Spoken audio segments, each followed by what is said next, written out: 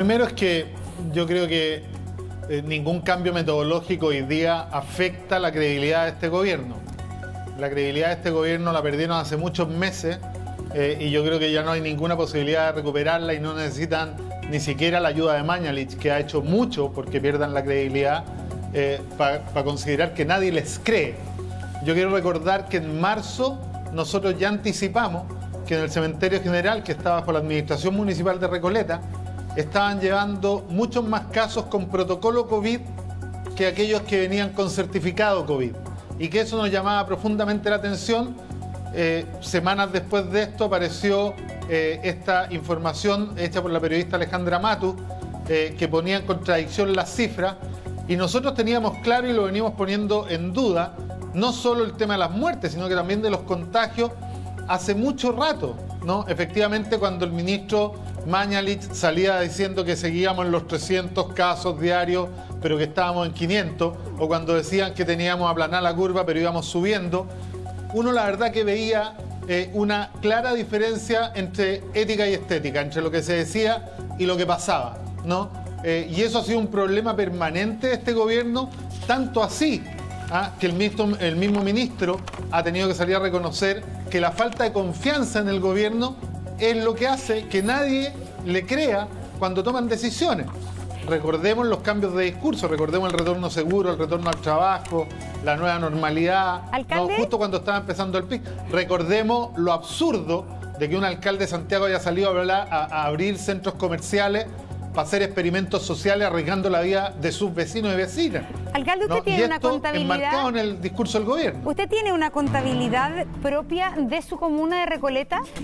¿Ha podido quizás llevar otro registro al registro oficial? Sí, pero no de la totalidad. ¿Y qué? Como lo decía cuando estábamos discutiendo este tema del secreto, nosotros tenemos el seguimiento de aproximadamente el 60% de los casos porque, a diferencia de lo que pensaba el ministro, es la salud primaria la que le deriva los casos a ellos. Por lo tanto, los casos que nosotros derivamos y que tienen el primer contacto con el sistema de salud en nuestra comuna, lo hemos seguido, hemos hecho la trazabilidad que la estamos haciendo desde un comienzo, independiente de que él lo quisiera. Lo que no podíamos hacer era con los datos que ellos manejaban de manera exclusiva, ¿no? Y eso nos ha permitido ir anticipando las cifras. De hecho, si uno mira, las proyecciones que hemos hecho nosotros han sido bastante más certeras que las que tenían ellos cuando decían que estábamos saliendo de la pandemia y nosotros afirmábamos que estábamos entrando. ¿Nos puede aproximar un número entre la cifra oficial, podríamos decir, informada en Recoleta, y la cifra que ustedes proyectan?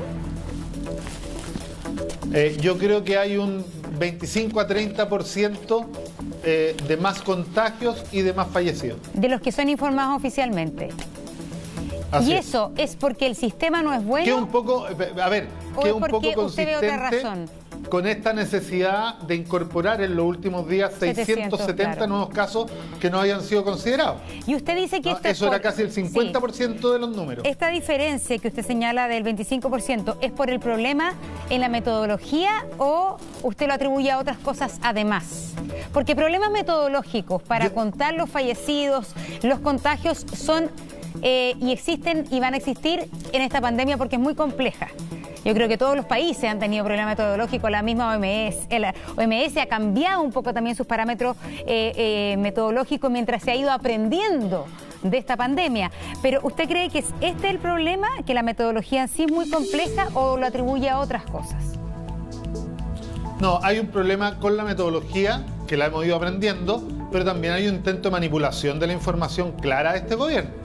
Yo le quiero recordar que cuando el ministro salía a autoaplaudirse y a contar que lo llamaban de todas partes del mundo para felicitarlo por el manejo de la pandemia, él comparaba la letalidad del mes 1 de la pandemia, es decir, de cuando el sistema de salud todavía ni siquiera lo estábamos ocupando mucho, ¿no?, con las letalidades de aquellos países que ya habían colapsado su sistema de salud y que por lo tanto la gente se estaba muriendo en los pasillos porque efectivamente no se podían atender siquiera, ¿no? Entonces había también una autocomplacencia y un autobombo del presidente Piñera y del ministro Mañalich que dificultaron la estrategia. Pero es distinto, ¿no?, el autobombo esto que de la que nos decían de que habían comprado 1.500 ventiladores en enero y estábamos en abril y todavía no llegaban ni siquiera los primeros.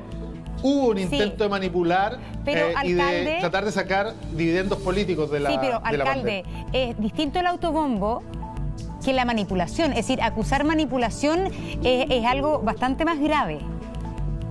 No, el autobombo es parte de la manipulación. Es que el autobombo tiene que ver con algo propagandístico, puede decir, quizás con esas frases que decía el ministro respecto a que somos el mejor país de Latinoamérica en el manejo, pero otra cosa es entrar a los números y manipularlo.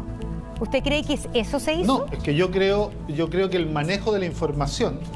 A ver, yo escribí hace un par de días una columna sobre la corrupción en la comunicación y en los medios de comunicación, en el sentido de que cuando usted ocupa la información para generar una realidad distinta a la que es, ¿no? Es primero un acto de corrupción, ¿no? Pero además un acto burdo de manipulación.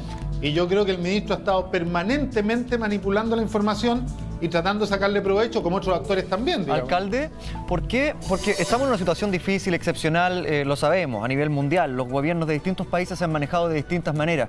Y en general, creo yo, es bastante normal que haya distintos criterios para enfrentar esto. Y ahí se puede discutir ampliamente.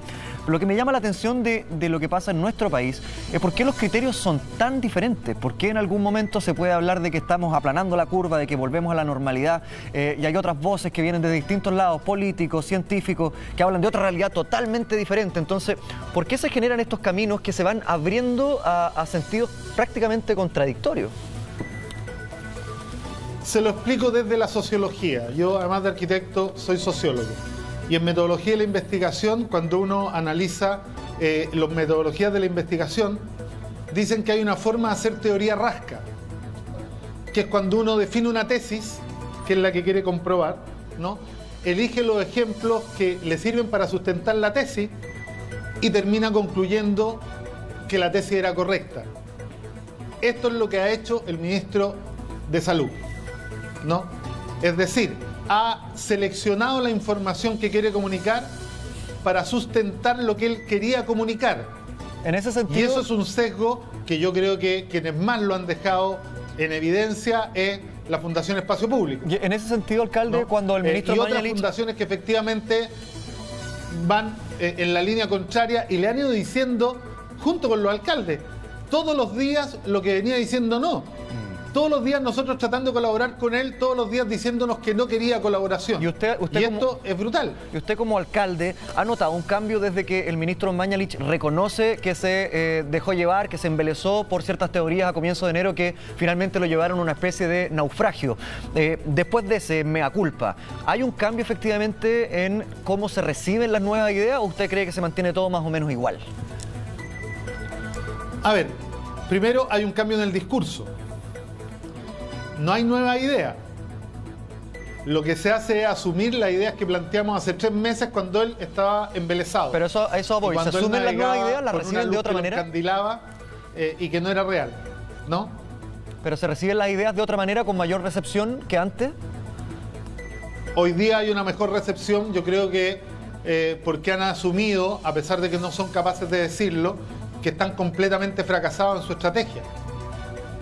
O sea, esto por ejemplo de las residencias sanitarias, y aprovecho de mandarle un mensaje al gobierno, ¿no? Si han sido capaces de asegurarle una residencia sanitaria al alcalde de Las Condes, lo que me parece muy bien, ¿no? Para que no arriesgue a nadie, yo espero que el gobierno sea capaz de asegurarle las mismas condiciones a todos los chilenos y chilenas que tienen mucho menos condiciones para hacer cuarentena en su casa, ¿no? Que el alcalde de Las Condes.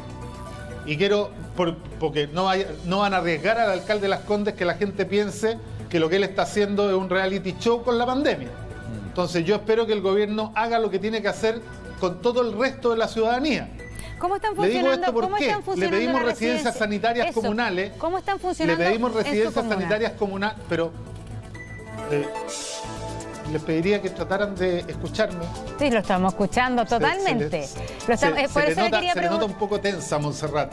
Le rogaría un poco de paciencia. No, es que eso me parece una falta de respeto. Yo estoy feliz conversando con usted. A ver, nosotros le planteamos, al gobierno lo de las residencias sanitarias en marzo. Alcalde, durmió mal. Y las residencias sanitarias empezaron a aparecer en la zona oriente y no en los sectores populares. Una falta de respeto a lo que me hizo alcalde.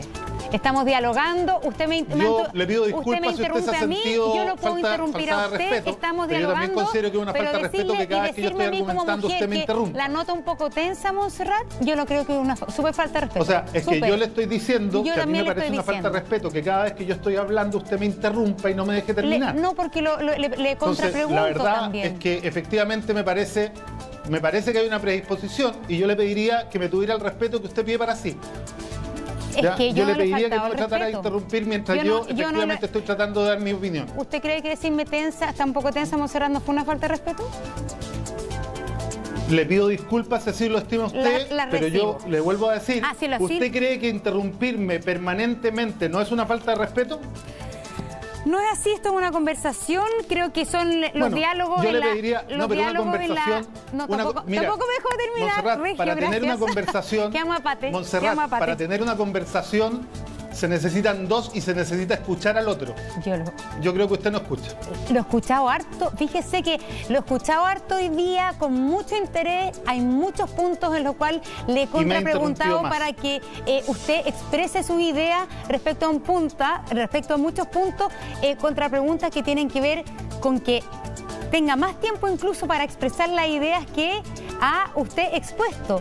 Y cuando uno tiene los diálogos en este tipo de cosas, muchas veces, como ocurre en una conversación familiar, uno dice, sí, pero, y usted también lo ha hecho conmigo. Y yo estoy hablando y usted también me dice algo, es parte del juego del diálogo. Entonces, me parece que... Sí, pero hay una diferencia, Montserrat.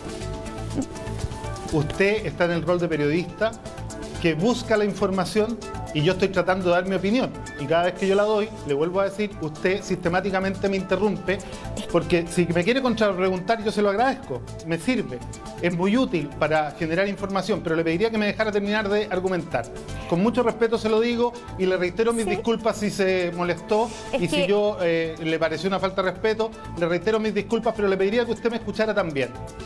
Le acepto sus disculpas, pero espero que usted de verdad las diga sentidamente, no porque me afectaron, sino porque creo que si amaneció tensa o está tensa, Montserrat, es una falta de respeto, no solo que me haya afectado.